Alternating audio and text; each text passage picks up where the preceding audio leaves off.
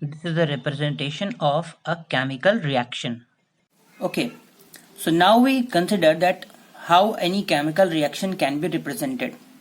The simplest way of writing any chemical change is called chemical equation.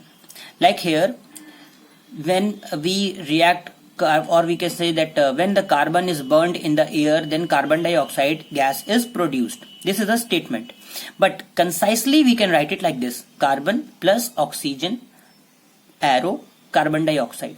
This is said as carbon reacts with oxygen, gives carbon dioxide.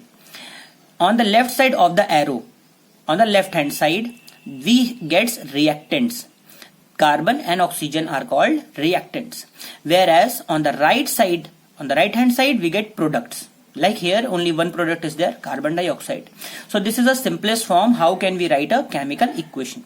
Now, can we write any chemical equation more precisely? So here we see that writing a chemical equation by using symbols and formula can make the equation more concise.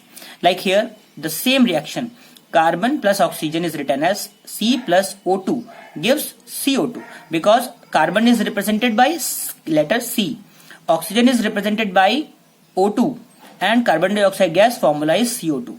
So it is formation of carbon dioxide. Similarly, like H2 plus O2 gives H2O, the formation of water.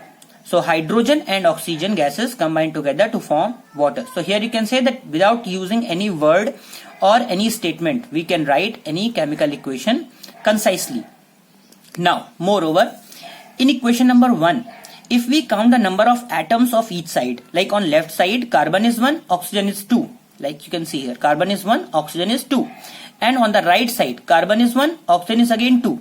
You can see here on the right side, carbon is 1, oxygen is 2. So this is called an equation is balanced equation. When the number of atoms on each side are equal, then it is called a balanced equation. Now, if we move to the equation number 2 part, like on the left hand side, we have hydrogen 2 and oxygen 2. You can see here. And we have on the right side, we have hydrogen 2 and oxygen is 1 only. Okay. One more thing to be considered as the number which is written after any symbol, that is only for the element before it. Like here, 2 is for only oxygen, not for carbon. So this equation is not called balanced equation. Okay, if the number of atoms on the left hand side and right hand side are not equal, then it is called an unbalanced equation. Now, such equation is called skeletal equation. The equation which is not balanced is called skeletal equation. Now we move to the next point, that why this equation should be balanced. To satisfy the law of conservation of mass. You see here, to satisfy the law of conservation of mass, the chemical equation must be balanced. You have already studied this thing in the class 9th. The number of atoms on left hand side should be equal to the number of atoms on right hand side.